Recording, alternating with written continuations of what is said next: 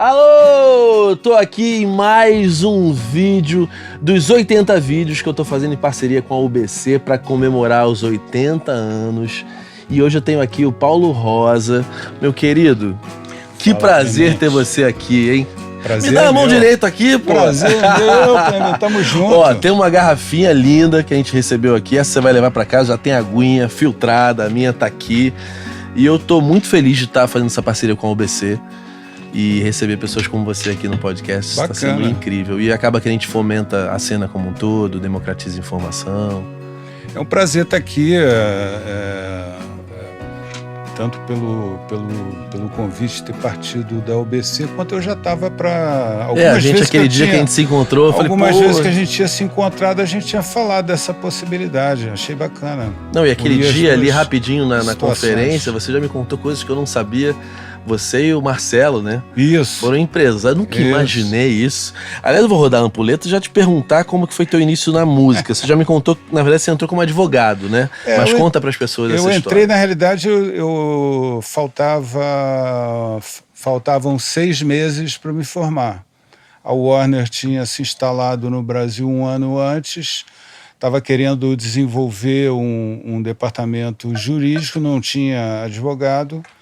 E o consultor externo da Warner, o Sérgio Sermão de Brito, trabalhava no mesmo escritório onde eu estagiava.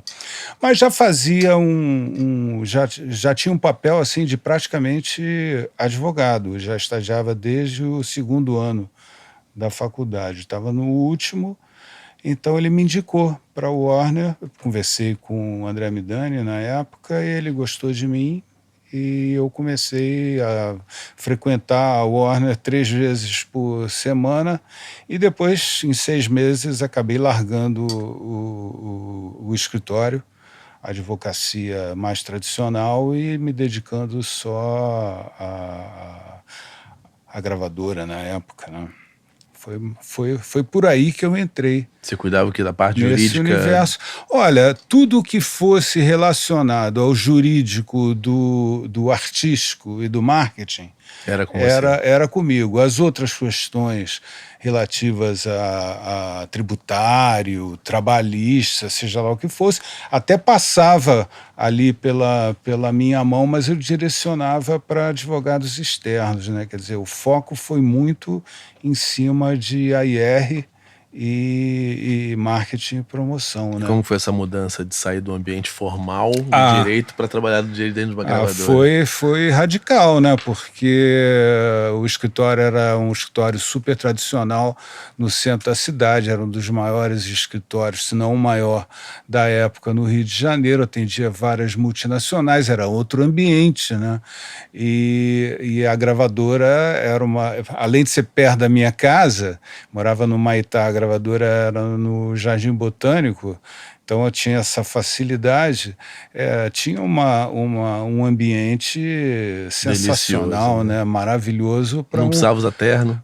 Não, claro que não precisava, não devia usar terno. Não devia usar terno. E para um jovem como eu na época, em 1978, 79, que estava começando a tentar o mundo no aspecto profissional, foi espetacular, né? Eu vi ali uma possibilidade de começar uma história, como de fato eu comecei. Do direito, mas já num ambiente de um lifestyle diferente, né? Exatamente, mas o que me despertou mesmo nunca foi o lado do direito ali. É claro que esse era o meu trabalho, era a minha posição, mas o que me despertou foi a possibilidade de evoluir aquele lado para outras coisas, o que veio acontecer alguns anos mais tarde, né?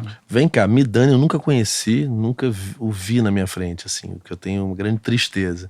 Me conta, assim, como que foi essa convivência com o Midani, o que você aprendeu com ele nesse momento? Foi riquíssimo. Os fundamentos, assim, de como um executivo de gravadora deve trabalhar, encarar o trabalho, a relação com os artistas, os fundamentos ali dos contratos artísticos, onde pode ser flexível, onde deve ser mais rígido. Isso eu aprendi com ele. E a própria disciplina sobre como se organizar e honrar a palavra e trabalhar e ser sempre verdadeiro, eu, de certa maneira, aprendi no mundo artístico. O fundamento foi com o André. Depois do André, vários outros executivos e pessoas e artistas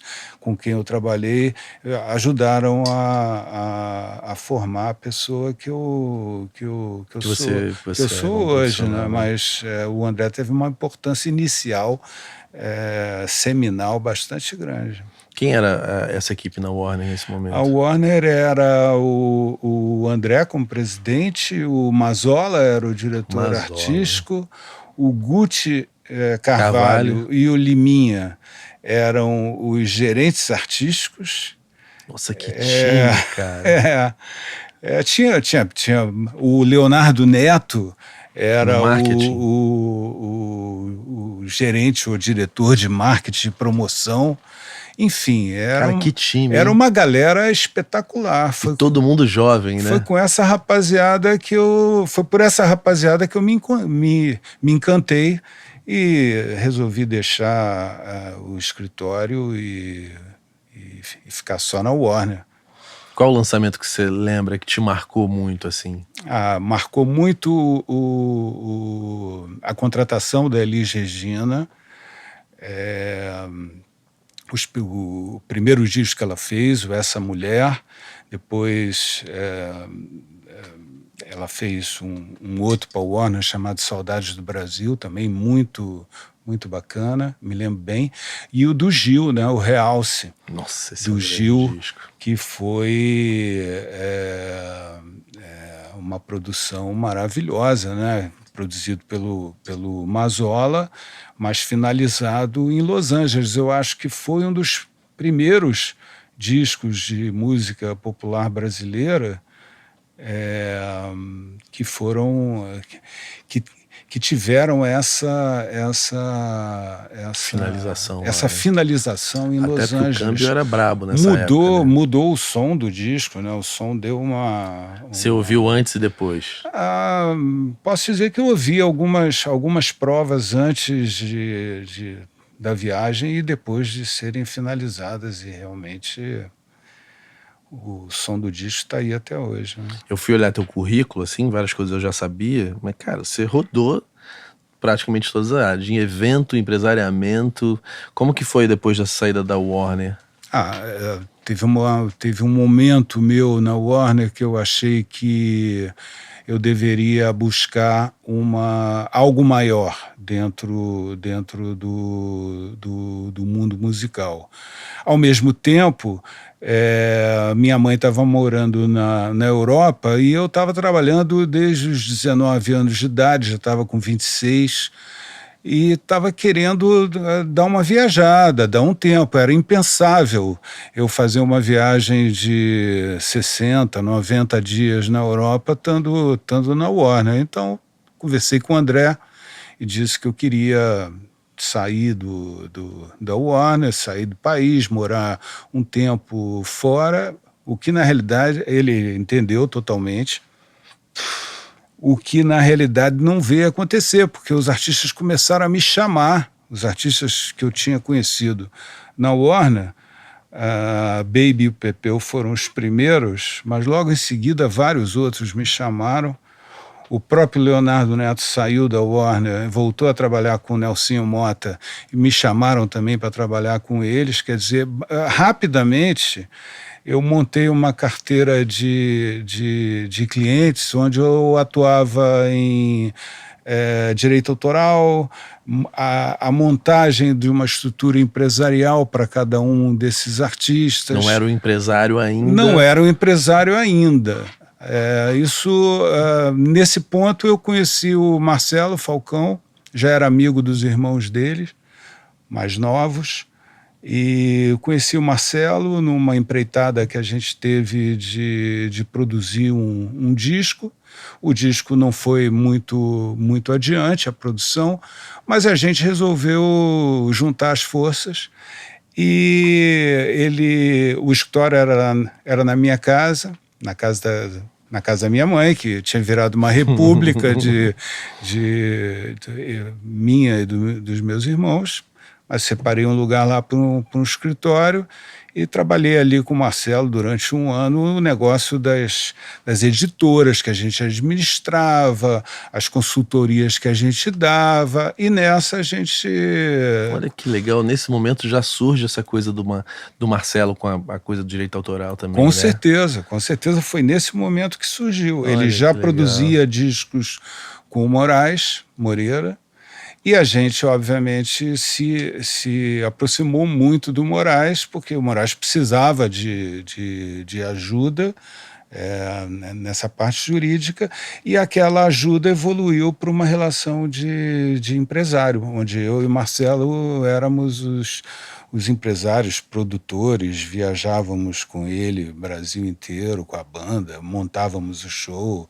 Cara, eu nunca imaginei que o Marcelo pudesse ter sido empresário, porque ele é um cara todo certinho, assim, Não, né? Não, foi. Vocês eram o quê? Tudo cabeludo? Como que vocês eram jovens, assim? Eu tinha bastante cabelo em relação ao que eu tenho hoje. O Marcelo sempre... De lifestyle, assim? Ah, total. Lifestyle casual, né? Muito informal, né? E adaptado àquele universo de shows, de produção, de fazer as coisas acontecer. Isso a gente está falando de que ano exatamente? A gente está falando de 83, 82, 83 até 87. Tem alguma história incrível dessa época com o Baby?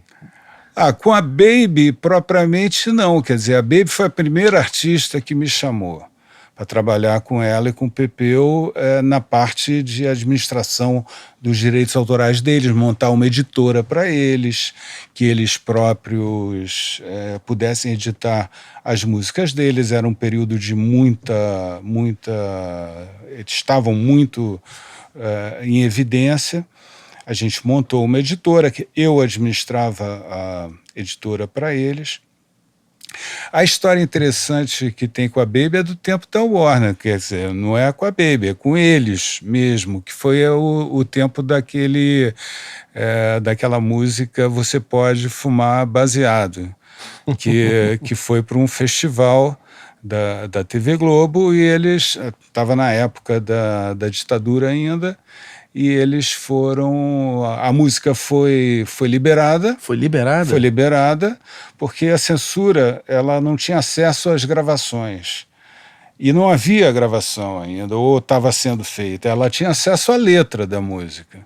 Então a letra dizia: você pode fumar, baseado em que você pode fumar quase tudo. Ah, linha separada. Entendeu? Agora, você pode fumar baseado em que você pode fumar quase tudo. Não ia passar, né? Não ia passar Ou seja, o Milico era um burro aí na hora de olhar o negócio. Pois é.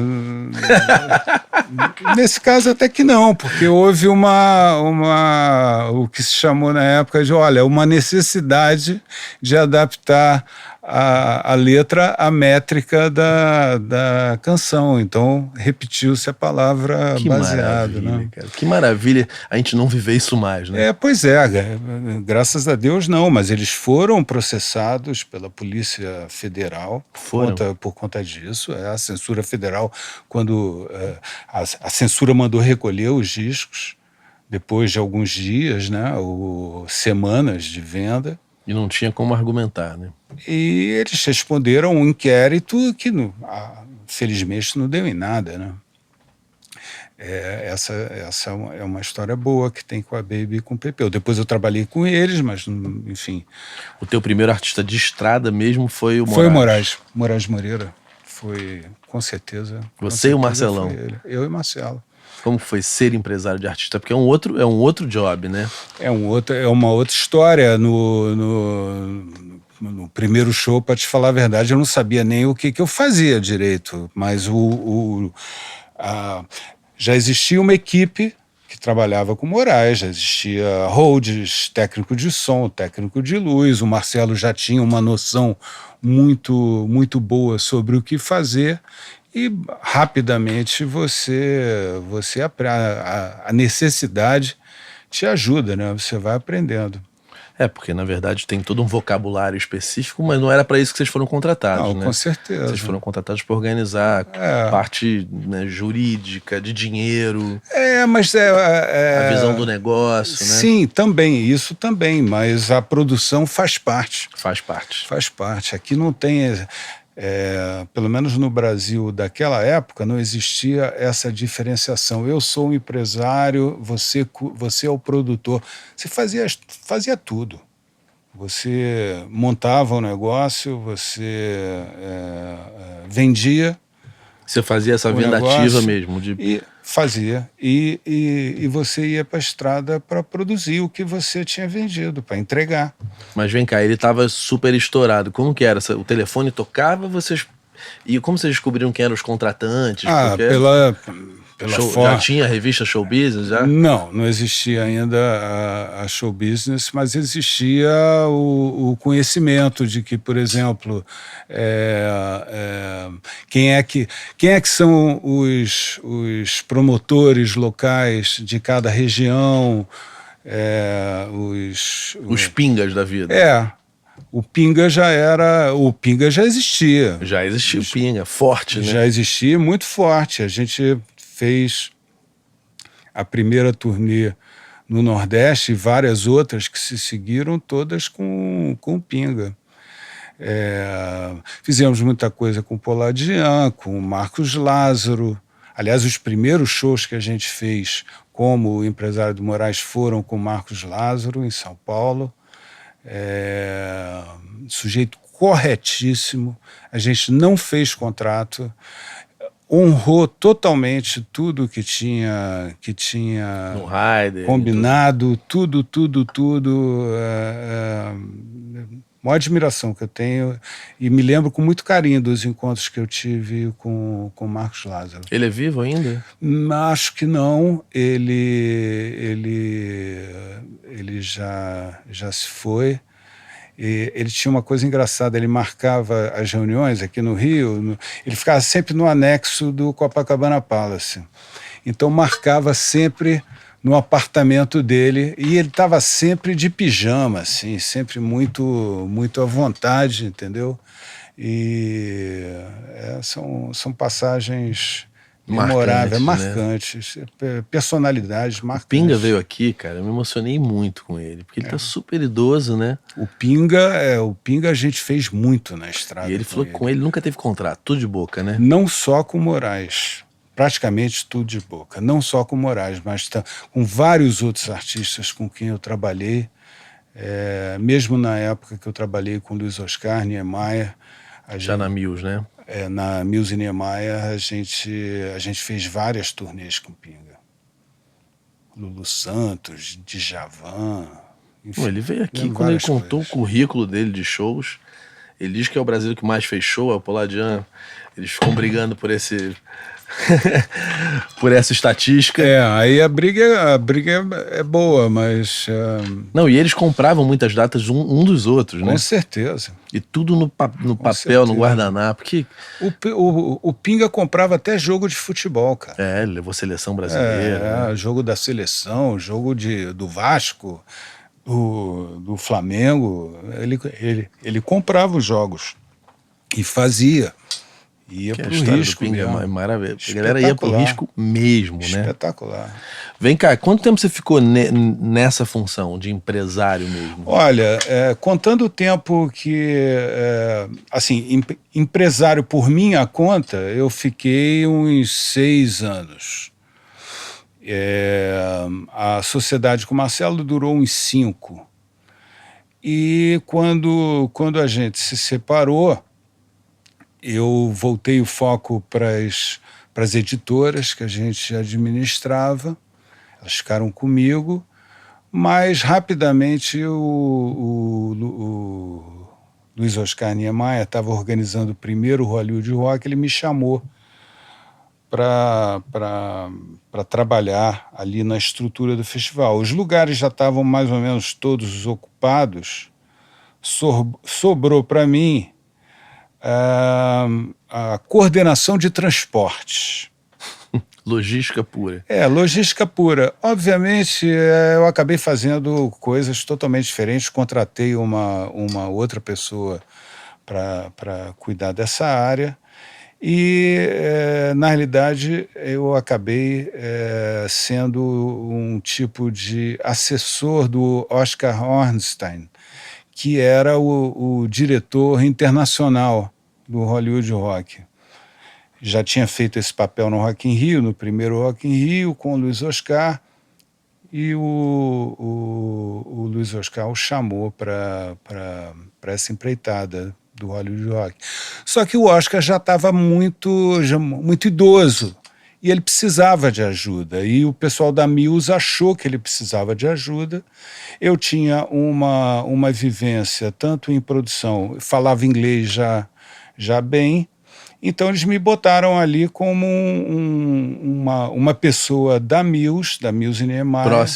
Próximo a ele para ajudar as coisas a fluírem. Não que ele precisasse. Ele tinha experiência suficiente para fazer aquele negócio, mas não tinha mais a saúde necessária. E durante alguns meses que antecederam o festival, a gente desenvolveu uma relação bacana de confiança. E no segundo Hollywood Rock eu já assumi muito mais funções do que eu tive no primeiro. No terceiro, então, nem se fala, e a partir do quarto eu fui meio que um diretor de produção. Cara, a gente tem que tirar o chapéu, né, pro Luiz Oscar Niemeyer, né? É espetacular. É inacreditável o que ele realizou, né? Com certeza. O Luiz Oscar, além de amigo meu desde 18, 19 anos, ele foi o executivo da música com quem eu mais troquei experiências, de fato, que mais me influenciou, me ensinou. A gente tem a mesma idade. Ele é 6 meses, talvez menos, mais velho do que eu. Mas a gente é muito amigo, e eu aprendi muito com ele, porque ele já vinha com uma bagagem de Medina, de aprendizado. De Rock in Rio, né? Bastante importante. E aquilo tudo, a gente foi se desenvolvendo junto, entendeu? Foi uma troca eu acho de uma constante. Agressividade absurda, né, de business. Medina não dá nem para se falar. Como que o cara realizou aquilo naquela época? Quase inconcebível que aquilo fosse possível. Era, né? quase impossível. Era quase impossível. As histórias... Eu li o livro do Luiz Oscar, que ele conta exatamente coisas que eu já sabia, a maioria delas, mas tem alguns detalhes que eu não tinha ideia. Nem tudo a gente sabe, mas foi impressionante. Em 85 eles montarem aquela infra toda, né? Ali naquele terreno que era um charco, né? Era tipo um pântano. Aterraram tudo. Não, e convencer os gringos para virem para cá, né? Convencer foi talvez tenha sido a parte mais difícil, né? Vender a ideia. Acho que eles começaram a vender pelo Queen, né? É o que a história conta. É o que a história conta, né? Eles precisavam de um certo para ir. Com certeza, você sempre precisa de um para te dar o... Porque esse métier de agents e managers, ele acontece muito em Londres, Nova York e Los Angeles, principalmente em Londres e Los Angeles. E as pessoas se falam muito. Então, se você consegue, para o seu festival que você está tentando realizar num país quase que... para eles isso aqui era para nada, eles, né? Para eles o Brasil... Aliás, a América do Sul toda não existia como rota internacional. Acho que foi a partir do Rock in Rio, dos Hollywood Rocks, das turnês que foram feitas em seguida, não só com o Luiz Oscar, vários outros. O próprio Ladian fez a Tina Turner, já tinha feito outros artistas, quer dizer, mas era uma praça, o Rio, São Paulo, para não falar das outras capitais, eram lugares para show considerados inóspitos. E talvez assim, de alto risco, né? E de alto risco. As pessoas tinham medo. Quando essas produções começaram a acontecer e começaram a se provar viáveis e a acontecer bem, eu acho que isso abriu as portas. Isso não só aconteceu aqui no Brasil, foi acontecer na Argentina, praticamente ao mesmo tempo também, no Chile.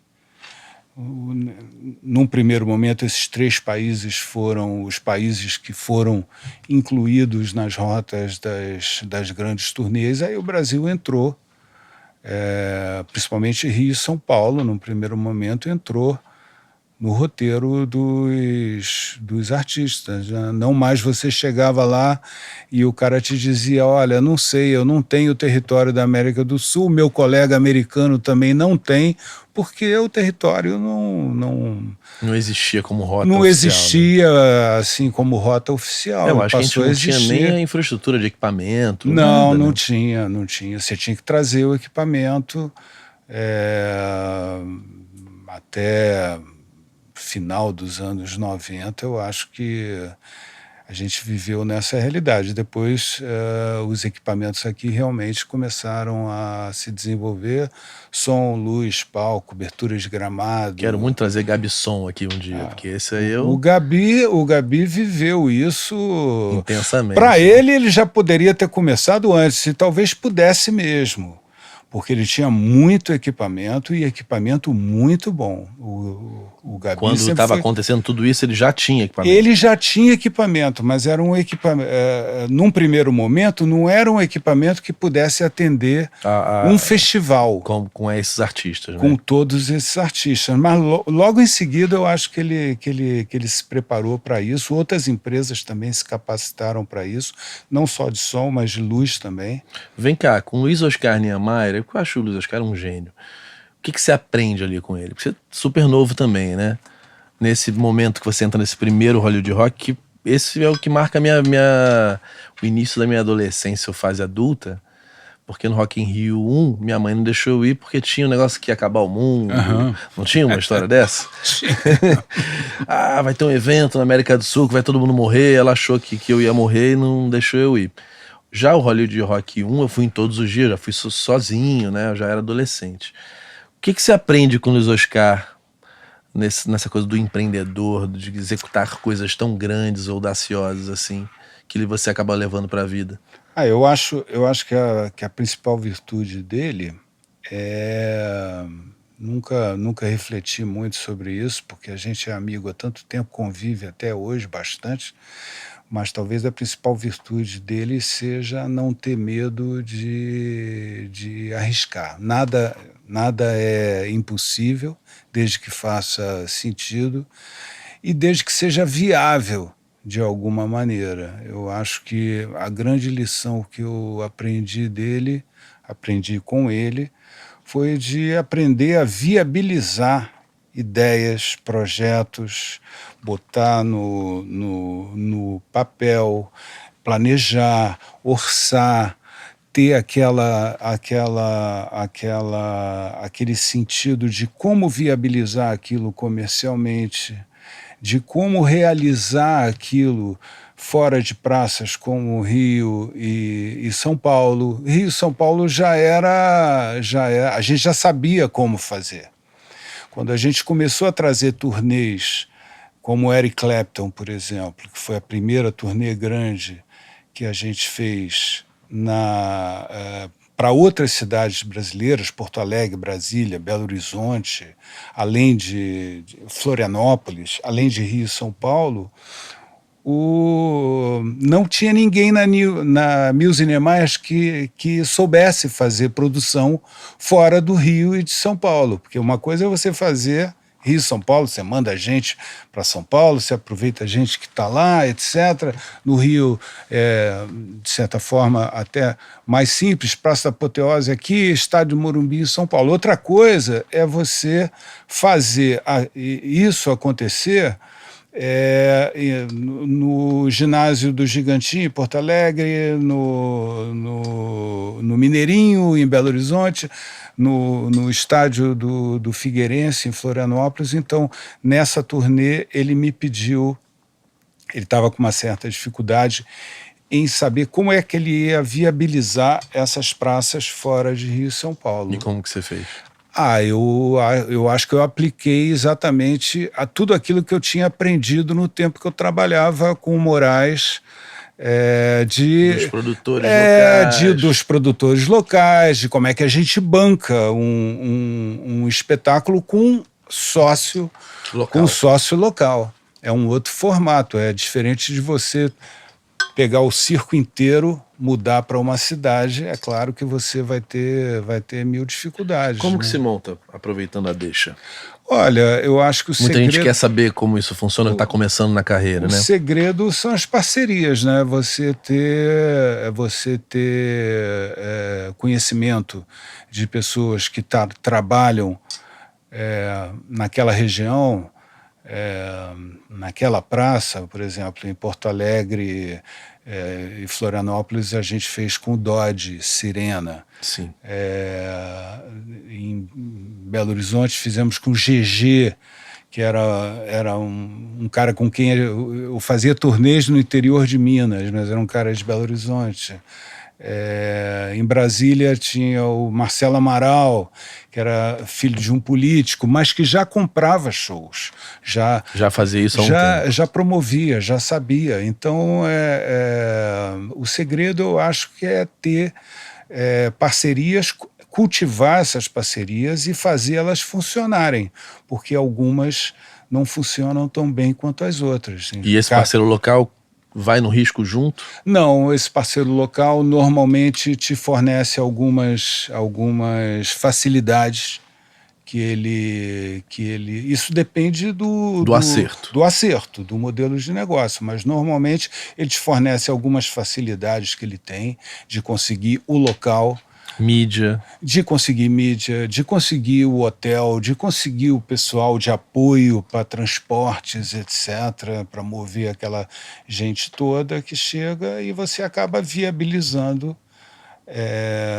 aqueles shows em locais que normalmente você não conseguia trabalhar, e a coisa acaba fluindo e, no final, a conta fecha para todos. A parte que cabe a você da receita local acaba funcionando. Né? Sabe o que eu acho mais incrível, cara? É porque tudo que vocês fizeram não tinha nenhum livro explicando como que faz, né? Nem tem até hoje. Não existia nenhuma universidade para ensinar o que vocês fazem. Isso é muito louco. Vocês aprenderam fazendo mesmo. Com certeza. E não quebraram, né? Que é o mais louco. Eu acho que não tinha livro. Eu acho que não tem livro até hoje. Tem alguns, óbvio que tem literatura sobre isso e tal. Em inglês tem muita coisa. Talvez, né? Na época já tivesse, mas na realidade, assim, com uma visão muito, muito pragmática, eu acho que nenhum livro vai te dar ele pode te ajudar. Um estudo, uma formação faz parte. Sempre me ajudou muito. Mas o que vai te dar mesmo o conhecimento de como fazer e como pular os obstáculos e desatar os nós que aparecem é a experiência. Né? É a experiência, né? E vocês ali jovens nos projetos tipo gigantescos. A gente se virava, todos se viravam e no final acabava saindo tudo. Tem alguma história incrível assim de Hollywood Rock 1 que você lembre, assim, quando você encontra com os Oscar, vocês dão risada? Hollywood Rock tem várias histórias, né? Se eu for... Pô, são várias histórias, cara. Olha, no segundo Hollywood Rock, que era ainda dentro desse formato, a Praça Apoteose, 3 dias na Praça Apoteose, 3 dias no Morumbi, 3 dias na Praça da Apoteose. Eu acho que foi no segundo, veio Tears for Fears. Eu acho que foi com Tears for Fears também. Tem coisas que eu não me lembro direito. E tem coisas que não pode contar. Tem coisas que é melhor não falar. Mas houve em São Paulo uma bala perdida, atingiu o quarto no Hotel Hilton, onde estava alguém do Tears for Fears. Talvez não tenha sido alguém da banda, talvez... Mas pegou em alguém? Não pegou. Foi na parede, pânico, mas foi, né, um susto, né? Foi um belo susto. Eu tenho melhores histórias, assim mais presentes na minha memória, de quando eu passei a ser o promotor do Hollywood Rock. Que é em qual? Foi a partir de 93, logo depois da edição. Muda o de formato, 93. né? Não. Continua na Apoteose? Continua na Apoteose aqui no Rio, e no Morumbi. Eu fui esses eventos, a gente tá falando de que ano? Eu nasci em 73? É 93? 93 eu comecei a fazer, logo depois da edição de isso. É porque aí eu já ia sozinho, já fumava maconha, já ficava bêbado. Então isso aí é o auge da minha adolescência. O primeiro que eu promovi como promotor, como promoter do evento, foi o de janeiro de 94, que veio o Aerosmith, o Robert Plant e a Whitney Houston. O que veio o Nirvana que ano? Foi o de 93, foi o último que o Luiz Oscar teve participação direta. Depois dali, ele saiu para a BMG e me deixou ali no... Você entrou depois, né? Entrei. Não, eu já trabalhava no festival, mas aí eu assumi. Exatamente. Bom, fazendo um festival desses não dá mais medo de fazer nada em relação a produzir um espetáculo, né? Não, eu acho que te prepara. Você pode vir a ter situações tão difíceis quanto, mas dificilmente vai ter alguma mais difícil, mais complicada. Tem algum segredo, assim? Porque quando você olha um cara como o Luiz Oscar, como você, acho que tem aqui o segredo da criação de uma equipe, né? Da onde que você começa? Porque normalmente são estruturas que são pequenas, enquanto não tem festival, e quando tem um festival vocês montam essa equipe, né? Como que é o teu pensamento na hora de montar uma equipe para fazer algo tão grande assim? Eu acho que, primeiro, você não faz isso de um dia para o outro. Você tem que ir conhecendo as pessoas, se informando e procurando cada vez se aperfeiçoar mais e a tua equipe te entregar cada vez mais, né? Eu tive muita sorte de já encontrar no Hollywood Rock, no primeiro, uma boa parte da equipe que seguiu trabalhando nos outros, enquanto eu estava também ali aprendendo nas 3, 4 primeiras edições do festival. E muito pouca coisa mudou para as edições seguintes, porque a gente já vinha buscando várias pessoas que faziam produção internacional para outros eventos grandes aqui no Brasil para trabalhar com a gente. Quer dizer, a gente também tinha, durante todos os anos do Hollywood Rock, tanto os anos do Luiz Oscar quanto as 3 edições que eu acabei promovendo, a última já com um pé fora do festival, eu acabei... Eu tive a oportunidade de contratar várias pessoas que eu acabei conhecendo e que se provaram muito, muito úteis, né? O production manager, por exemplo, aqui do Rio era o Morris Hughes, que, para você ter uma ideia, ele no exílio do Caetano e do Gil, ele era o técnico de som do Caetano e do Gil na Inglaterra. Olha que E legal. quando Caetano e Gil vieram para o Brasil, o Morris veio para o Brasil também. Então, quer dizer, eu conheci aquele cara, eu falei, não, esse cara sabe tudo, esse cara vai me ajudar. Mas a gente já tinha uma assessoria de produção internacional que trabalhou com o Luiz Oscar desde o Rock in Rio, que era o Jerry Stickles, o Rick O'Brien. O Jerry Stickles foi tour manager. Essa espinha dorsal vocês mantiveram, né? Eles davam a gente aprendeu muito com eles. Com os gringos, né? Com os gringos. Jerry Stickles foi tour manager do Jimi Hendrix, pô. Foi o cara que foi reconhecer o corpo do Jimi Hendrix quando o Jimi Hendrix foi... Você lembra, assim, nesse momento de troca, de aprendizado, uma coisa que você... Um aprendizado, você falou, caramba, bicho, olha como que os caras fazem. Cara, com o Jerry Stickles teve uma... Quer dizer, aprender como os caras fazem era tudo que a gente fazia. Eu colava neles e aprendia com eles e ouvia atentamente as instruções e procurava seguir o manual deles, entendeu? Para aprender a fazer.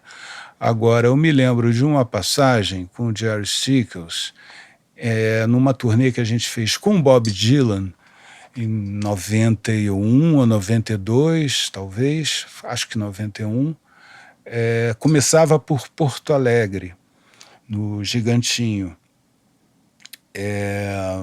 E o avião que estava trazendo o equipamento do Bob Dylan, que chegava um pouco antes, era só o backline, não era som, luz. Isso a gente fazia com som e luz local, para esse tipo para ginásios, arenas, etc. Já tinha som e luz local aqui suficientes para fazer. Mas vinha o backline deles de Buenos Aires, que eles tinham feito em Buenos Aires.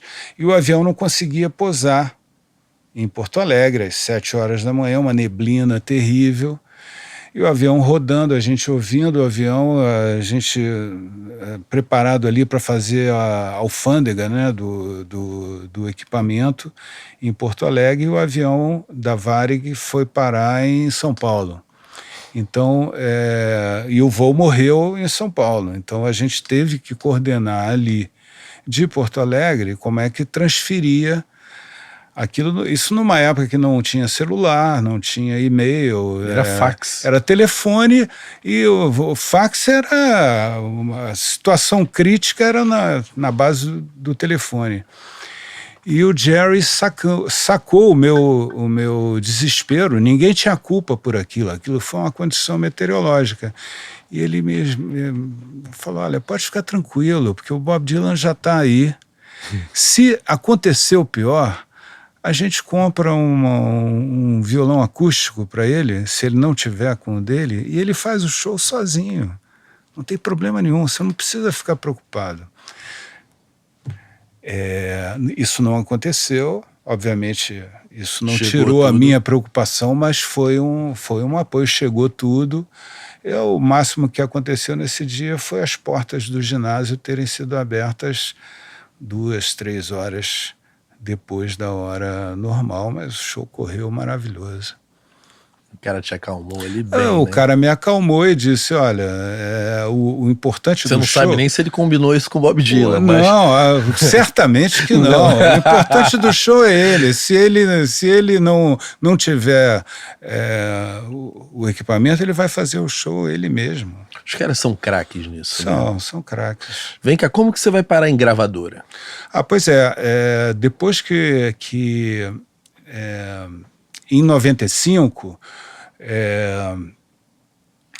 logo depois do Hollywood Rock de 94, a gente soube que os Rolling Stones viriam para o Brasil. Então a gente teve que correr atrás dos Rolling Stones de alguma maneira. Eles já estavam meio que apalavrados, já tinha uma negociação em andamento com outra promotora. E a gente sentiu que se não fizesse ali os Stones, a gente ia perder o Hollywood Rock nessa época. Então, eu tive muita sorte de ter o Jerry Stickles, o próprio meu advogado lá em Nova York, Jerry Couture, e o próprio Luiz Oscar me ajudou nessa história para compor um grupo que fosse recebido pelo pessoal dos Stones. A gente tinha alguns conhecimentos com eles, num momento que já o negócio já estava quase perdido, entendeu? Então a gente entrou, fomos a Toronto. Mas como vocês souberam que eles viriam? Rumor? Rumor aqui, aqui a gente sabia que a Antártica estava Conversando com alguém. Conversando e ia patrocinar uma turnê dos Stones em janeiro de 95. Então eu fui, corri atrás, me articulei, fui ajudado por várias pessoas. Acabei de citá-las agora.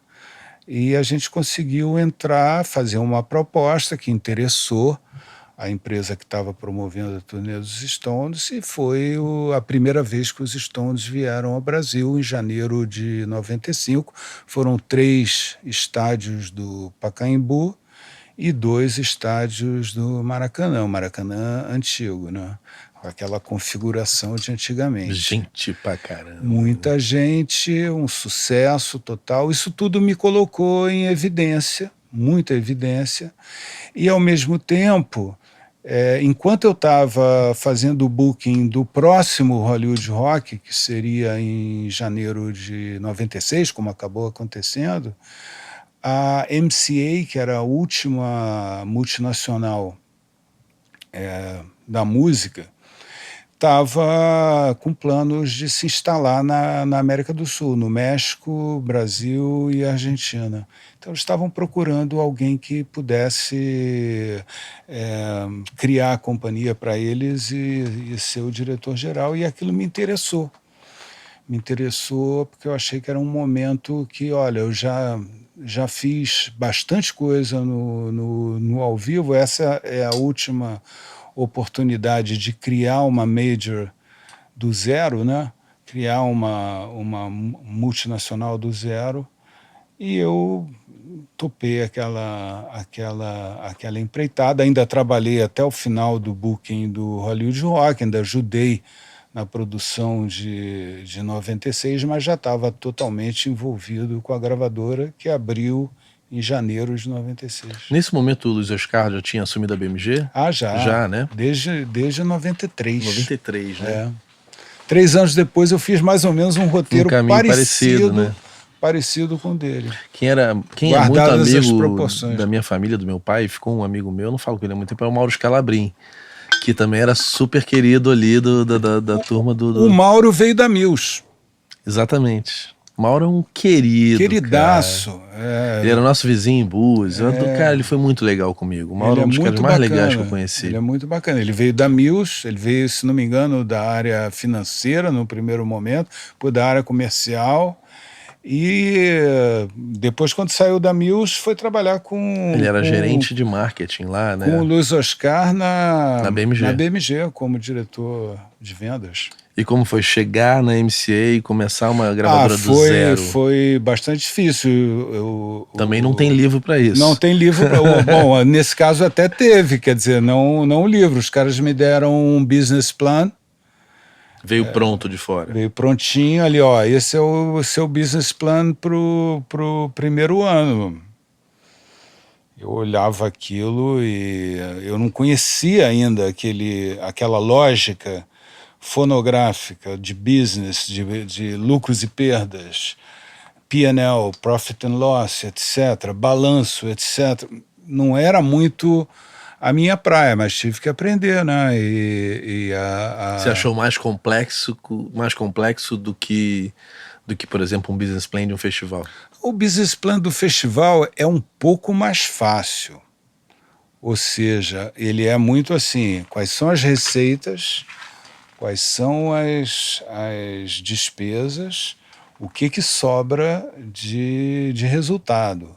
Como tudo, né? Como tudo, no final é assim. Mas quando você está lidando com empresas, principalmente multinacionais, elas têm não é só o número que importa, não é só aquele disco que você lançou que rendeu não sei quanto, que é um projeto dentro do próprio projeto da companhia. É a companhia como um É todo. market share. É o market share, é a contabilidade, é o balanço, é o lucros e perdas, na época do mundo físico, né, é a carteira de clientes, se esses clientes estão pagando em dia, se estão atrasando, quantos dias estão atrasando, quantos dias de carteira de débito você tem, quanto você está gastando em marketing, quanto você está gastando com o pessoal em relação ao que você está vendendo, as suas vendas. É uma lógica diferente de uma lógica de uma produção ao vivo, entendeu? Eu tive que aprender essa lógica fazendo também. E muito rápido. Tem que correr contra o tempo, Tem né? que correr quanto tempo para fazer. Como que você montou a acontecer. equipe? Montei com as pessoas que eu conhecia na época, que trabalhavam em gravadora já.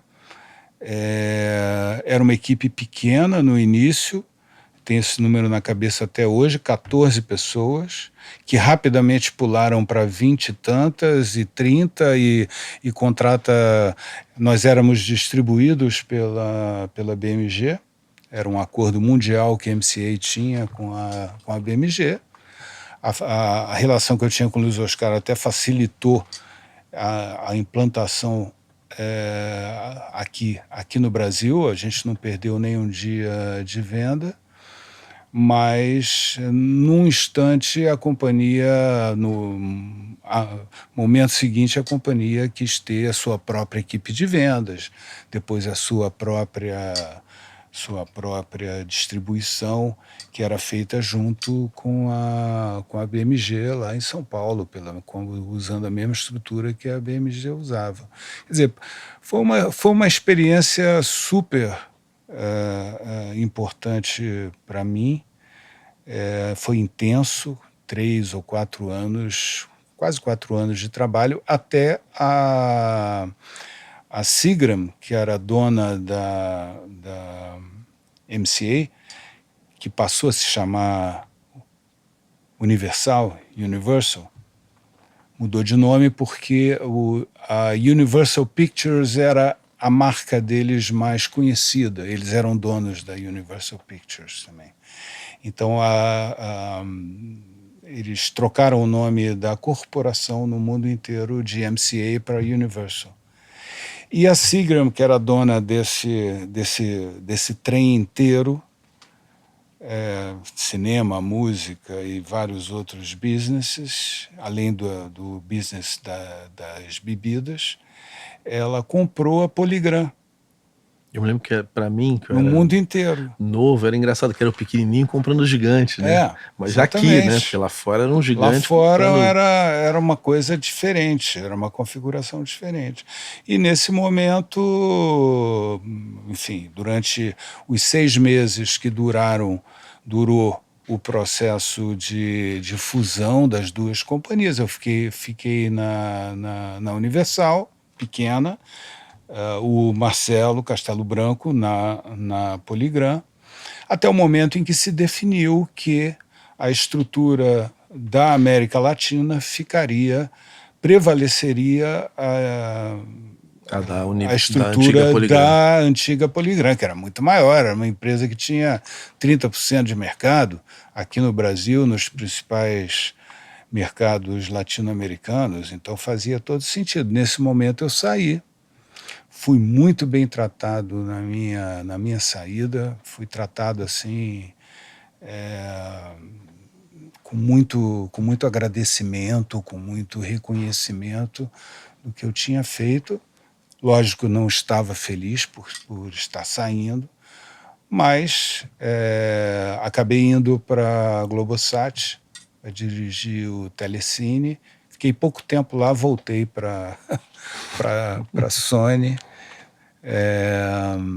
Passei pouco tempo na Sony também, era conturbado o ambiente naquela época. Que ano é isso? Isso em 99 foi bastante conturbado. Eu sei que surgiu uma outra oportunidade para mim de ir para a BMG em Portugal, depois no México, e eu fui por esse caminho, passei por esses 2 países. Engraçado que muitos de vocês fizeram esse caminho, né? Presidência no México, em Portugal. Tem a ver, né? Castelo Branco, Mainar, Éboli. Portugal, assim... Paulo Junqueiro. Exatamente. Portugal tem uma identidade cultural com o Brasil óbvia, né? Quer dizer, o Brasil tem uma identidade cultural com Portugal óbvia, mas é um outro mercado, é muito menor,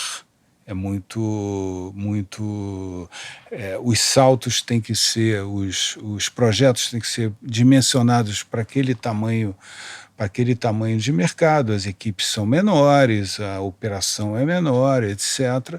Já no México, já é uma outra história, já é um mercado enorme, já é um mercado que tem aquela relação com os Estados Unidos. Tem uma relação com os Estados Unidos, tanto com a parte do leste, quanto principalmente com a parte do oeste dos Estados Unidos, onde a influência mexicana é grande. Então eles meio que se comunicam, o mercado mexicano com o mercado latino. É possível que uma coisa exploda ali e exploda nos Estados Unidos. Exatamente. Né? Em quais dessas praças você sentiu um desafio assim maior? México. No México. No México, porque por conta do tamanho da operação, estava chegando numa companhia que tinha 150 funcionários, 60 artistas contratados, artistas grandes, assim, tradicionais dentro do cenário musical mexicano, Juan Gabriel, Rocío Dúrcal, que é espanhola, mas tinha uma história no México muito bonita. José José, que era uma figuraça, conheci bem o José, é uma figura maravilhosa, e vários outros artistas, mas a companhia precisava de uma renovação artística. Esse era o grande... Estava indo para lá para isso. Talvez inconscientemente quem me indicou para aquela função estava querendo isso, mas era o que eu achei que a companhia precisava, uma renovação no elenco para ficar mais em linha com o que estava acontecendo musicalmente no México na época, né? E como que foi o resultado? O resultado foi bom num primeiro momento, mas eu não fiquei tempo suficiente no México para... Esse é um trabalho de médio prazo, né? Sim, claro. Você não faz em 1 ano ou 2. Eu não fiquei tanto tempo assim no México que me permitisse ver os resultados. E aí você voltou para o Brasil? Trabalho. Voltei para o Brasil, comecei a fazer alguns trabalhos de ao vivo, de shows. Fiz os shows daquele programa Fama da TV Globo, a parte toda ao vivo. Eu fazia Canecão, via Funchal. Tinha uma turnezinha, né? Tinha uma turnezinha, mas aí o programa acabou e a turnezinha também foi ficando muito pequena, entendeu? Sem o suporte daquele programa acontecendo todos os dias, né? Que era todo dia, às 4, 5 horas da tarde, tinha edição. Eu adorava do programa. Porque tinha coisa da preparação, isso, né? Que era mais profundo do que o The Voice, né? Era muito legal. Aquele programa muito era legal. Mesmo. E tinha um time todo trabalhando, de preparadores, coreógrafo, gente que ensinava as técnicas de canto e o repertório todo. E eu achei muito bacana a minha passagem por lá. Quando o programa terminou, as possibilidades daquele elenco ali rodar diminuíram bastante. Então, eu comecei a procurar outras possibilidades. Foi quando então a BPD, que agora mudou de nome, né? Mudou de nome uns 5 anos atrás, hoje é Promúsica. A BPD me chamou para dirigir, para ser o diretor-geral e é onde eu estou, a posição onde eu estou até hoje. Como que é saindo de empresas com fins lucrativos para uma empresa sem fins lucrativos? Assim, como que muda? Muda totalmente, tudo, né? Muda tudo, né? Primeiro, a agenda naquela época do mercado fonográfico era até uma agenda utópica, era pirataria, pirataria e pirataria, né? E a gente...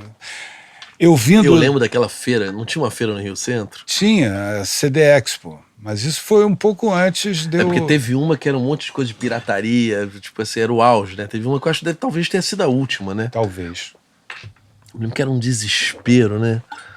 É porque os caras estavam vendo, isso não só eles, mas a América Latina toda estava vendo. Você ia em todas as cidades da América Latina, você via o que acontecia aqui nas principais cidades brasileiras, e rapidamente se espalhou para todo o Brasil e para toda a América Latina uma pirataria física enorme.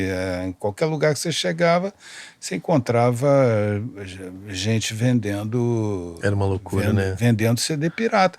Mas, cara, tem que entender o seguinte, primeiro, eu vinha de uma companhia que era a BMG, não que eu tivesse vindo diretamente, mas eu tinha passado pela BMG, e a BMG foi a companhia que comprou o Napster, entendeu? Eu estava numa convenção da BMG em Cannes, na França, mundial, e a gente estava esperando para o dia seguinte um pronunciamento do Thomas Middelhoff, que era o CEO da Bertelsmann.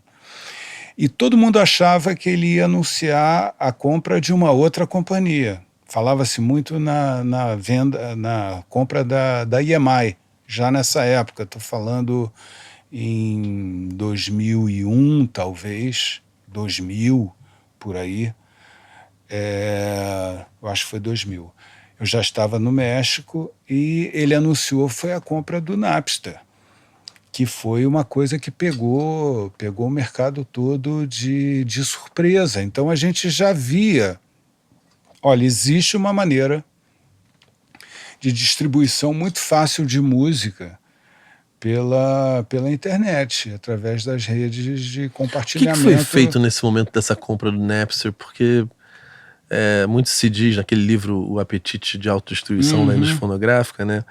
Diz que o que o livro supõe é que deveria ter sido comprado antes, né?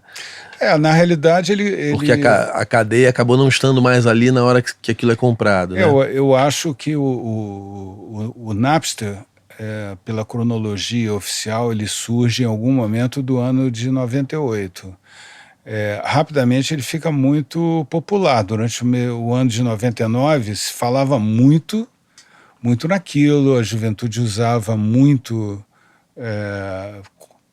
compartilhamento de arquivo, e o Napster era o cara na época, e acabou sendo comprado por um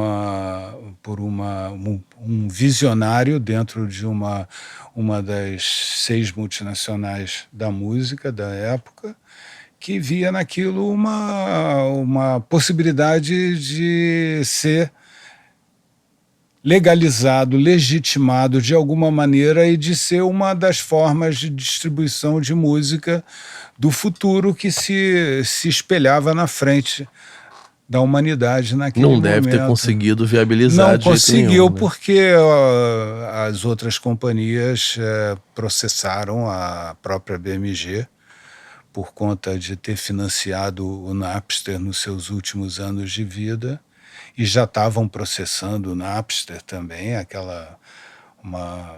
enfim, independente. Era o que cabia dentro do papel que o setor fonográfico tinha na época, entendeu? Hoje é fácil a gente olhar em retrospecto, falar, como as gravadoras foram... Mas você estando naquele instante... Você tem que ver as coisas dentro daquele contexto. Então era um... Porque esse livro faz uma crítica, mas você fala, cara, eu acho que se eu tivesse ali na presença de uma gravadora, eu ia pensar igual. Você ia pensar igual, não. Temos que derrubar isso, temos que, salvar o nosso mercado. Eu acho que foi a atitude que foi tomada num primeiro momento. Ao mesmo tempo, aqui na América Latina, pirataria física era o problema, não era Napster, né? Aqui... O problema não era o Napster, na época que eu comecei dentro desse negócio. Então eu ia muito a Brasília, eu conheci vários políticos. O início dessa minha atividade coincidiu com a chegada do PT no poder, o primeiro mandato do presidente Lula. Então eu fui assim, eu não sei como era o mundo político antes, mas eu vi a coisa se transformando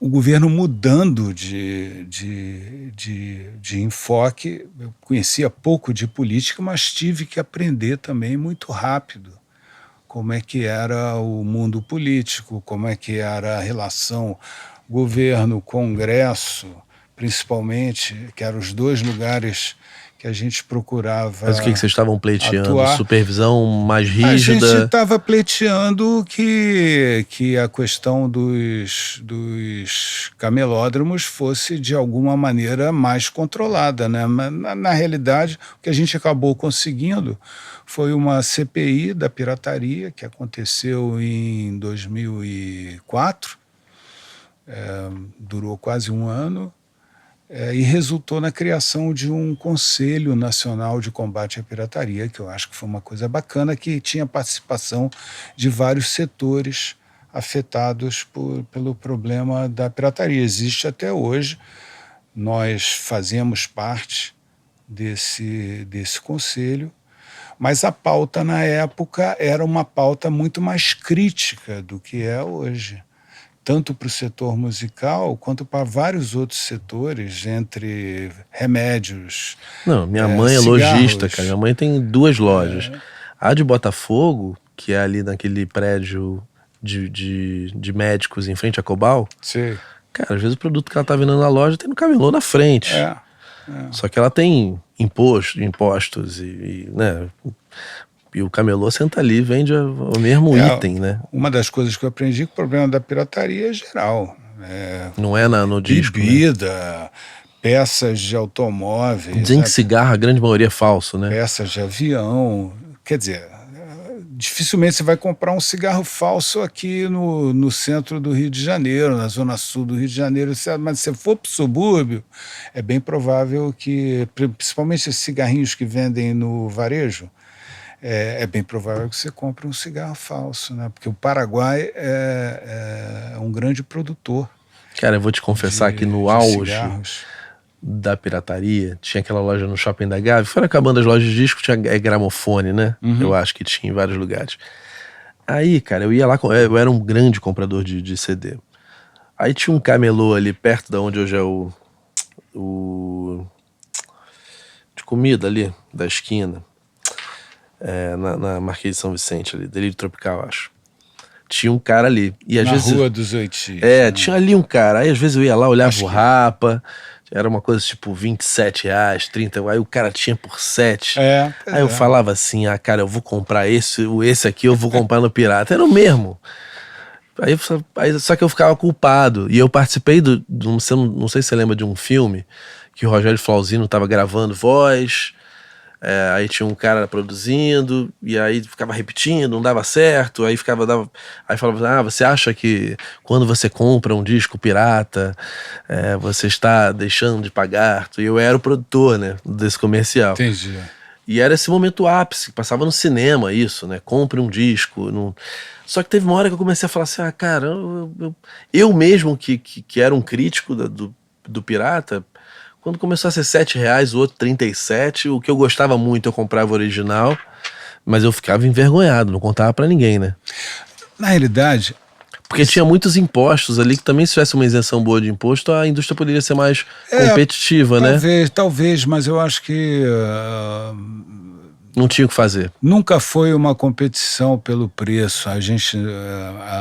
O setor organizado nunca ia chegar a um preço que o pirata vendia na rua. E eu acho que a partir do momento em que se popularizou os drives de gravação, então os caras montavam umas indústrias em casa, na garagem, montavam várias torres e gravavam simultaneamente vários CDs. Isso aconteceu com os DVDs também, rapidamente.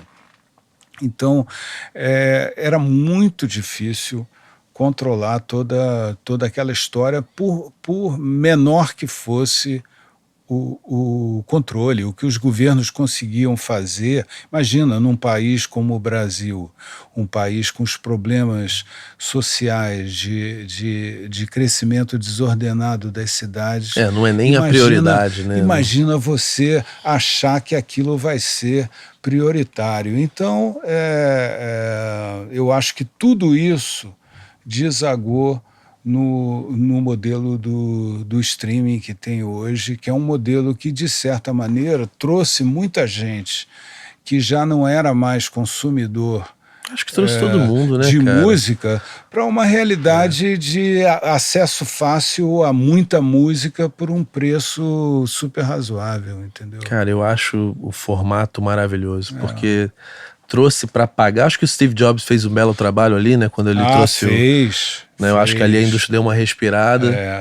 Fez com os downloads, né? Com o iTunes, etc. A questão, inclusive, do senso de propriedade, né? Eu me lembro que os 2 anos que eu morei nos Estados Unidos, as pessoas gostavam de mostrar que tinham X músicas compradas, né? Voltou a ter essa coisa que tá voltando com o NFT, né? Que é você na tua carteira digital ser dono disso, daquilo, né? Mas naquele instante teve aquele respiro, mas foi com o streaming mesmo, né? Eu acho que o streaming foi o modelo que... Enfim, não é à toa que é o modelo... Eu não sei quantos milhões de assinantes... É o modelo dominante hoje. Você tem esse número de quantos milhões de assinantes? Em torno aí de uns pagos, 600 milhões no mundo inteiro, né? Cara, 600 milhões, uma parte grande nunca está pagando por música, se não fosse Aqui no Brasil estamos caminhando para algo em torno de 18 milhões de brasileiros pagando por assinaturas. É uma maravilha, né? Que é uma coisa, que é um número...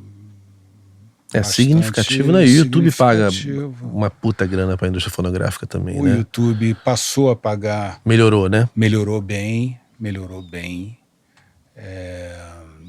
Enfim. Qual você acha que são os próximos avanços em relação à remuneração de artistas, compositores e etc? Eu acho que existe um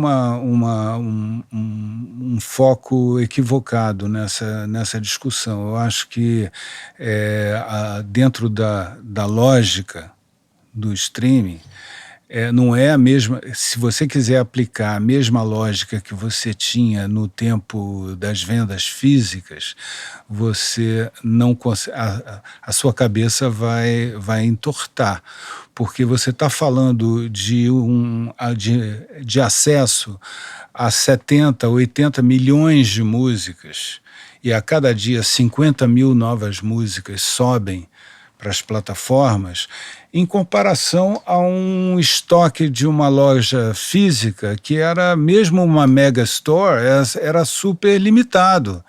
Então, as vendas eram todas concentradas em poucos artistas, em comparação com o número de artistas que são acessados nas plataformas de streaming.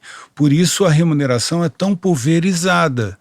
Mas tem uma série de aspectos aí, tem contratos antigos, tem contratos novos, tem contratos renegociados. Os artistas novos que já nasceram dentro dessa lógica, que já começaram suas carreiras dentro dessa lógica do streaming, já entendem muito bem como funcionam. já não assinam qualquer contrato? Não assinam qualquer contrato e se dão muito bem com o mundo digital. O streaming passa a ser um pedaço do que eles ganham, e o restante é composto de outras fontes, mas tudo ali impulsionado pelo trabalho que o artista desenvolve e que a gravadora tem uma participação importante naquele impulso. Hoje, assim, lá na empresa, qual é o teu grande desafio, assim? Meu grande desafio é me manter relevante dentro de um mundo fonográfico completamente diferente, Transformado. em constante transformação, e que vem se transformando não é a cada 10 anos, não, a cada ano. Cada ano vai surgindo uma novidade, uma coisa nova, e como é que você atende as companhias da mesma forma que você atendeu nos últimos quase 20 anos que eu estou nesse trabalho. Mudam as pessoas também, você tem que conhecer as pessoas que estão trabalhando pelas companhias aqui, que estão trabalhando na organização internacional à qual a gente pertence, que é a Federação Internacional da Indústria Fonográfica. Isso tudo vai sendo modificado, pesquisas de consumo e charts e paradas de sucesso, e como se monta fatores de ponderação entre cada modelo de negócio. Antes você lidava com um setor que praticamente vivia de um modelo de negócio único. Hoje você lida com um setor que convive com modelos de negócio variados. Acho que esse é o E vai ser mais variado E vai ser ainda, mais né? variado a cada vez que a gente for avançando. A cada ano a gente vai ter mais variações. Daqui a pouco vai chegar um outro modelo, que eu não sei te dizer qual é, que vai ser uma evolução do streaming. Em que termos? Eu não sei. Eu procuro não arriscar muito sobre o futuro, porque quando eu entrei na ABPD, em 2003, o que se discutia era o fim do CD. Não, o CD tem mais 1 ano, 2 anos de vida no mundo inteiro. Quando você entrou ali, qual era o teu desafio, a tua missão? A minha missão era promover o combate à pirataria, que se chamava... Organizar. Eu digo, o Estado minimamente se organizar para ter para ter um controle maior sobre o que se vendia no espaço público. No final das contas era esse, né? Era essa a principal agenda. Mas junto com isso vem uma série de outras pautas. Por exemplo, desenvolver a gestão coletiva de direito, contribuir para o desenvolvimento. E olha que o Brasil já estava muito bem desenvolvido. Na época já tinha as sociedades, o ECAD, etc. E melhorou muito ao longo desses anos. Foram anos de muita... Vocês trabalham em parceria, né? A gente essas soluções, a né? gente tenta ajudar da melhor forma e se envolver dentro do sistema de gestão coletiva da melhor forma possível, para que ele seja o mais fiel possível à realidade, para que ele para que ele se aperfeiçoe constantemente. Isso desde que eu comecei a trabalhar na ABPD, eu tive muito próximo dessas pautas. Não era só pirataria, tinha todas as discussões de direito autoral, enfim, de uma série de outros aspectos dentro do tema de direito autoral, direito conexo, principalmente, que é o que nos interessa. Enfim... e uma série de outros aspectos, parte tributária na música, como é que é na produção, na distribuição, etc. Enfim, é uma miríade de E eu temas acredito que e na parte assuntos. tributária é sempre uma luta, né? Sempre complexo, muito complexo. E eu acompanho muito pouco a parte política, mas vira e mexe tem alguém que apresenta um projeto absurdo, né? Não, Que vai total. sempre contra a nossa indústria, né? Tem centenas, se não milhares de projetos no Congresso muito assim, mal feitos. A maior parte deles não anda, por algum motivo. Graças a Deus também, né? Graças a Deus, porque eu acho que quanto menos regulação um setor tiver, nesse ponto eu sou super liberal, acho que tem setores que precisam de regulação, que demandam uma atenção no aspecto regulatório, mas eu acho que o setor musical nunca houve tanta condição de competição. É um setor que se cria e se recria e se reinventa. Então, Deixa a gente aqui, né? deixa o setor trabalhar, porque as coisas estão funcionando e quanto menos regulação do Estado tiver, melhor. As partes que o Estado precisava regular, eu acho que já regulou. Uma coisa que eu tomei como missão, assim, no canal é democratizar a informação, né? Eu acho que tem muita discussão hoje com muito pouco embasamento. Eu acho que a coisa mais clara na internet é como tem gente que não entende nada discutindo como se fossem grandes especialistas, né? E quando eu sentei com a equipe da UBC pra gente falar, cara, como vão ser esses 80 vídeos, né, nessa celebração dos 80 anos da UBC, esclarecer, por exemplo, toda essa parte das sociedades, ECAD, porque as pessoas falam sobre o que elas nem entendem, né? E eu me lembro que nessas minhas peregrinações de feira, de conferência nos Estados Unidos, sempre se fala muito bem do ECAD aqui no Brasil. E aqui demonizaram o ECAD. E aí você vai conversando, obviamente algumas pessoas falam. Eu queria muito que você falasse um pouco sobre como você vê essa história toda das sociedades, do ECAD, da evolução que esse sistema de arrecadação coletiva está passando nos últimos anos, né?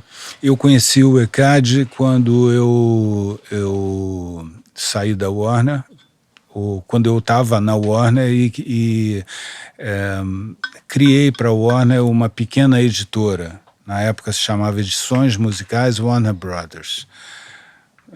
E ajudei nas primeiras contratações então conhecia ali como é que funcionava os sistemas, as sociedades, o ECAD. Depois eu tive uma experiência mais próxima quando eu criei as editoras que eu administrava para vários artistas. Então, conheci o ECAD nessa época, início da década de 80. Aí corta, porque eu fui para o setor ao vivo. Quando eu volto a trabalhar na indústria fonográfica, pouco contato eu tinha com o ECAD, mas quando eu começo na ABPD em 2003, aquilo fazia parte da minha agenda de trabalho. E eu, de fato, o que eu encontrei foi um outro ECAD, outras sociedades, do ponto de vista, as mesmas sociedades, mas elas muito mais bem preparadas, o ECAD muito mais bem preparado. E, sinceramente, vendo o que eles fazem aqui no Brasil, com todas as dificuldades e a complexidade do que eles fazem, comparando com o que eles fazem com o que é feito em outros países considerados de primeiro mundo, eu acho que o trabalho do ECAD está no mesmo nível, do ECAD e das sociedades. Acho que o Brasil, se não me engano, é o 8º país em arrecadação de direitos conexos no mundo. Aqui se arrecada autoral e conexo tudo junto, diferente de várias outras partes do mundo, onde a arrecadação autoral é por um lado, a arrecadação de direito conexo é por outro. Então, a comparação fica difícil, mas em termos de sistemas, de fidelidade da distribuição, daquilo corresponder de fato ao que foi tocado em vários tipos de receitas que eles têm, acho que o ECAD está no nível das melhores sociedades europeias. O ECAD, as sociedades e o sistema de gestão coletiva brasileiro como um todo. Eu vou te confessar que eu fui pela primeira vez na UBC ali no prédio novo, né? E eu fiquei chocado com... Foi a Vanessa que está aqui com a gente, sentada. Quando ela abriu a porta, parecia que eu estava entrando numa startup moderna de uma empresa como o Spotify da vida, sabe? Tipo, tudo novo, galera jovem, tipo, super bem montado, tecnológico, tipo, hype mesmo. Tipo, eu olho pra logo, você vê contemporâneo, assim. E o Marcelo ali com os olhos brilhando, né? Fazendo aquilo. Com certeza. E aí você olha e fala, porra, que legal, porque na minha cabeça, o BC, Abramos, era meio, tipo, juro, cartório. Me lembrava quando eu ia lá tirar carteira de músico, sabe? Quando eu entrei e vi aquela estrutura, eu falei, pô, estamos caminhando bem pra caramba, né? Eu acho que existe uma herança dos tempos, assim, mais dos tempos iniciais. O ECAD foi criado em 73, pela lei autoral de 73, e só começou a operar em 75. Então eu acho que os primeiros 20 anos de atividade foram realmente muito difíceis. Mas eu acho que a partir do final da década de 90, eu acho que eles se alinharam em termos de técnicos e executivos, e as próprias sociedades também tiveram essa evolução ao que há de mais moderno no mundo. E a troca de experiências com outros países que tinham, na época, um sistema de gestão coletiva de direitos na música mais avançado do que o brasileiro, contribuiu também para que as sociedades brasileiras e o ECAD alcançassem um nível de excelência bastante próximo, hoje, bem comparável aos grandes países. Aos grandes países. Tanto é que o Brasil, na área do conexo, por exemplo, é o 8º que mais arrecada no mundo.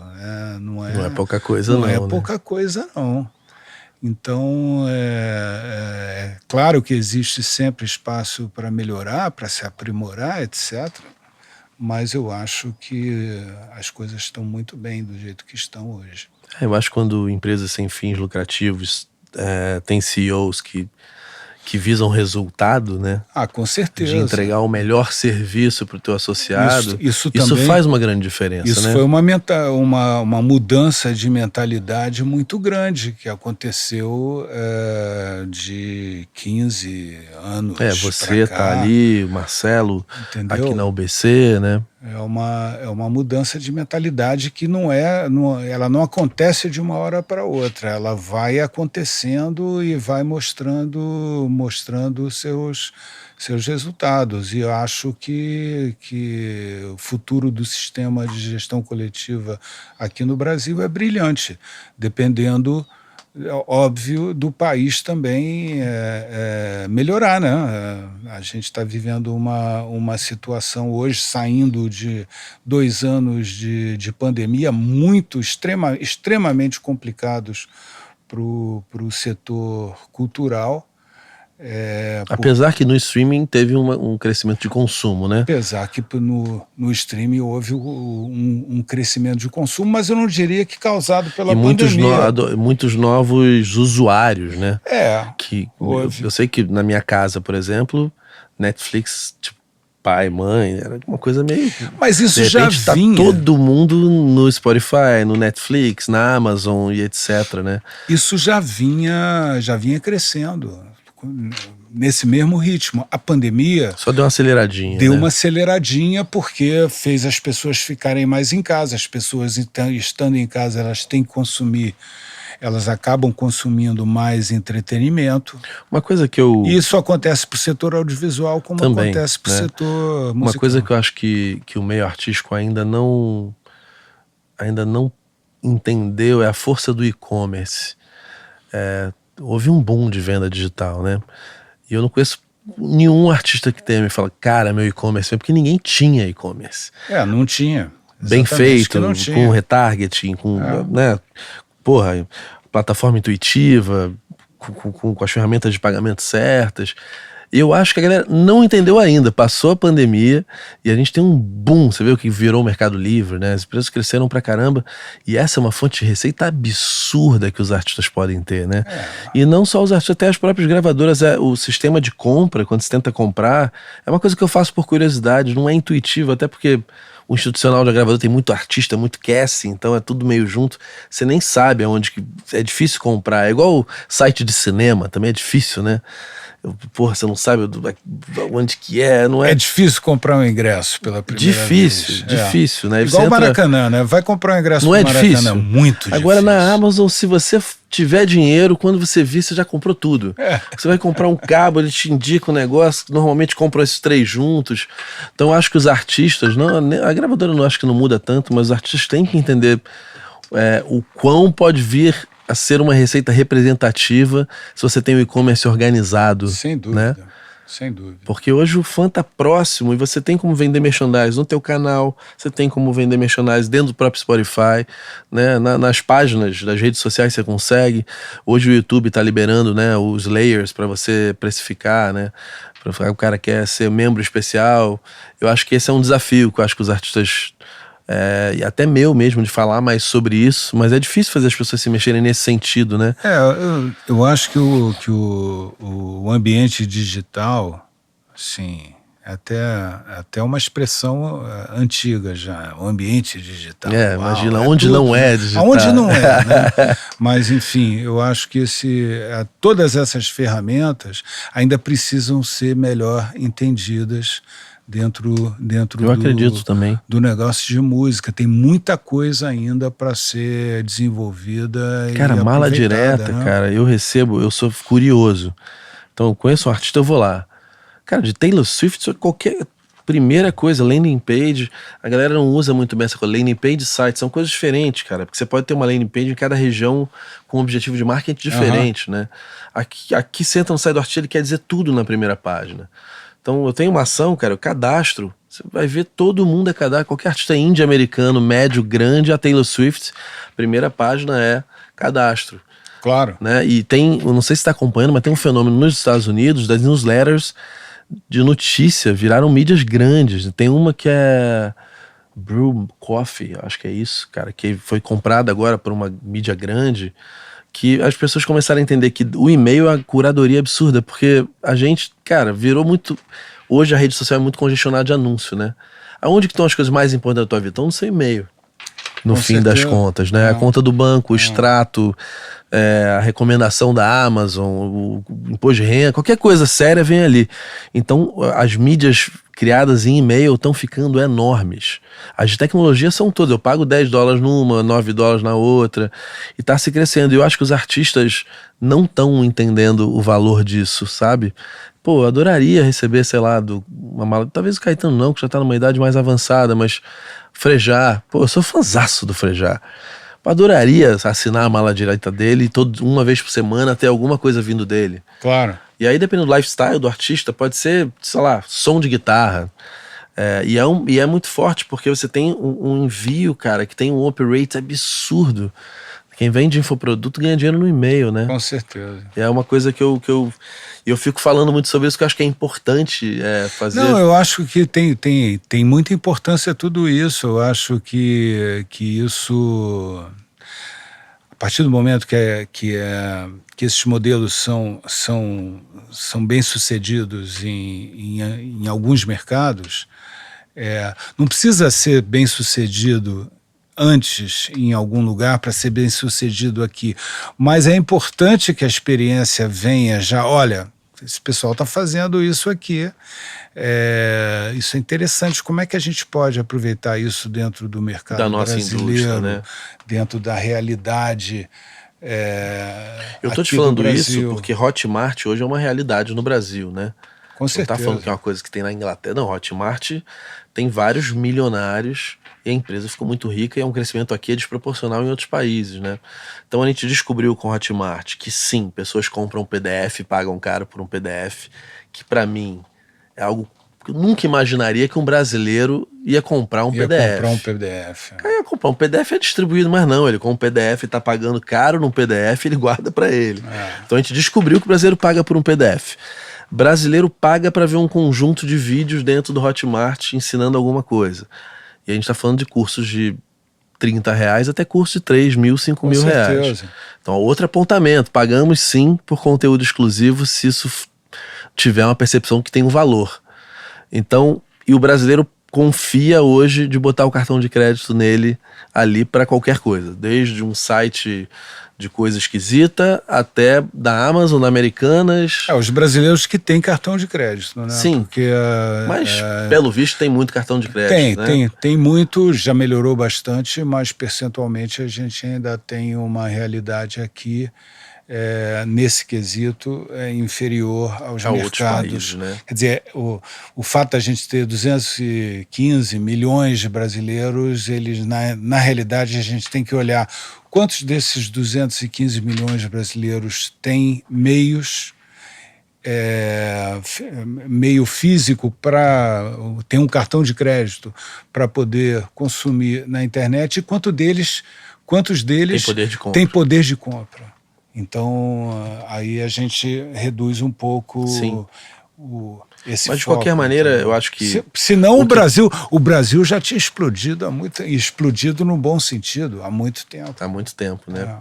Vem cá, uma dúvida minha, como você está muito por dentro, por que a gente não consegue ter uma indústria de gravadoras independentes tão forte como a gente tem, por exemplo, nos Estados Unidos? A gente tem gravadoras grandes, né, nos Estados Unidos, independentes, que não são consideradas multinacionais. Aqui a gente não consegue ver elas crescendo tanto. Você tem, no hip hop, você tem, digamos, media labels, né, tipo Pineapple, Condzilla, etc., que cresceram muito. No trap também, que tá começando a surgir esses labels, mas eles não são... No funk. Mas a gente não tem muitas merges no Brasil, muitas gravadoras que realmente tem um casting por uma vida inteira. Você tem a Abril Music, olha aí. Você tem a DEC, mas eu não consigo ver, assim, ainda um artista hoje fala, vou assinar com a Sony, mas eu também tenho essas 15 gravadoras independentes que têm um poder de marketing, que trabalham sério e que naquele segmento específico talvez seja até melhor do que uma grande gravadora, né? Por que você acha que isso não aconteceu aqui ainda? Eu acho que isso acontece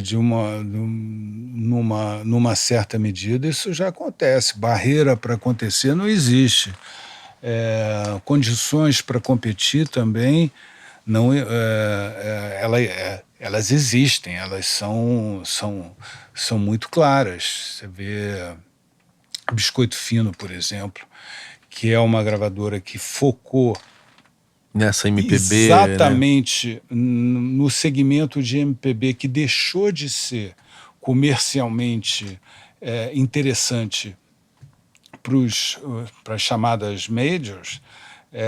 Eu acho que fez trabalhos espetaculares, lançou discos e lançou muita música ao longo desses últimos 20 anos, pelo menos, bastante de altíssima qualidade. Eu acho que... Quase um serviço, não, né? Não, com certeza.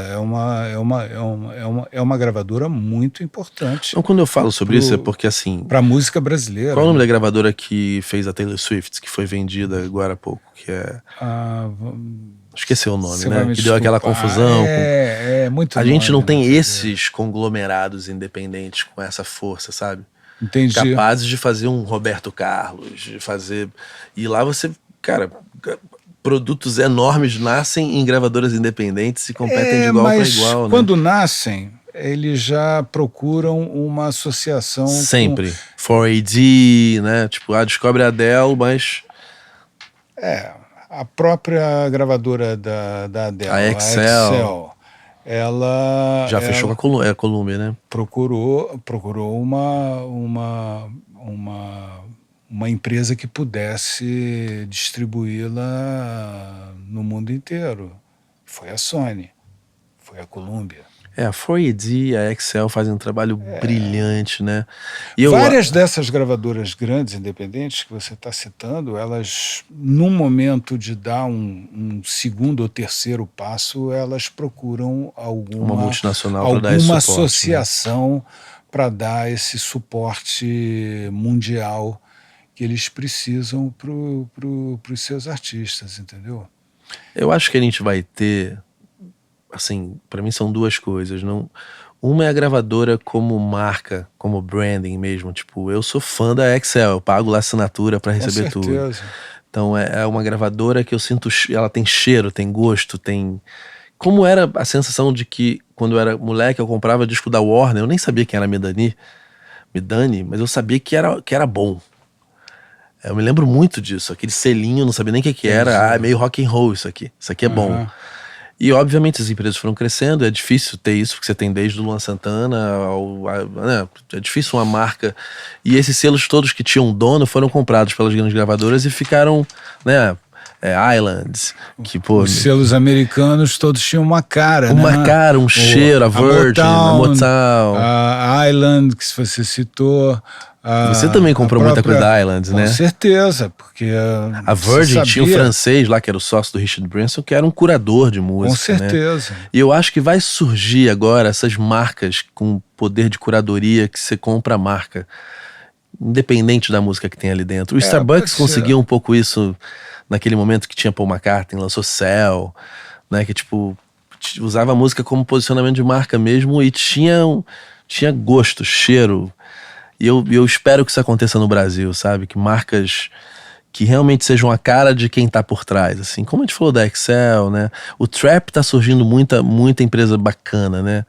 Eu acho que se você tentar transpor o universo que eles têm num país como os Estados Unidos ou como a Inglaterra, que é um país, são países de alto poder aquisitivo, de mercado muito maior do que porque o nosso é aqui, português, né? Além da barreira da língua, mas se você transpor para a nossa realidade, você já tem aqui, você falou em vários nomes aqui, a própria Biscoito Fino, a DEC é um case de sucesso, a DEC, o Condzilla, a GR6, no funk, no trap, entendeu? Tem vários nichos do mercado que já talvez não sejam tão organizados juntos, né? Exatamente, talvez eles não tenham o poder de organização que uma empresa grande tem, mas eles conseguem bons acordos, conseguem contratar bem, desenvolver seus artistas e no momento seguinte conseguem fazer parcerias com quem estiver disposto a fazer parceria com eles. Normalmente com as grandes gravadoras, com as grandes gravadoras, mas pode ser também com outras empresas. Ou possivelmente lá na frente com marcas, né? Ou com marcas, ou com investidores, ou com todo esse mercado novo que está sendo agora criado. Agora a gente está vendo os fundos comprando os catálogos, de né? investimento, etc. Esse pessoal está cada vez mais olhando para esse mercado. Vem cá, hoje você sabe esse número de quantos % do mercado, por exemplo, no streaming é de gravadoras independentes? Você tem esse número na cabeça ou não? Não, a gente tem uma estimativa para a gente calcular qual é o tamanho do mercado total, baseada numa amostragem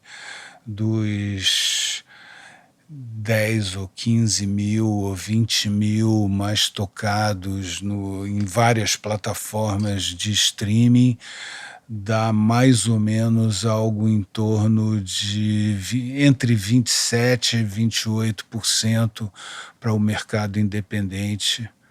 O resto que é significativo. É o mercado das mídias. É significativo pra cacete se você considerar que o mercado brasileiro está crescendo a 2 dígitos por ano.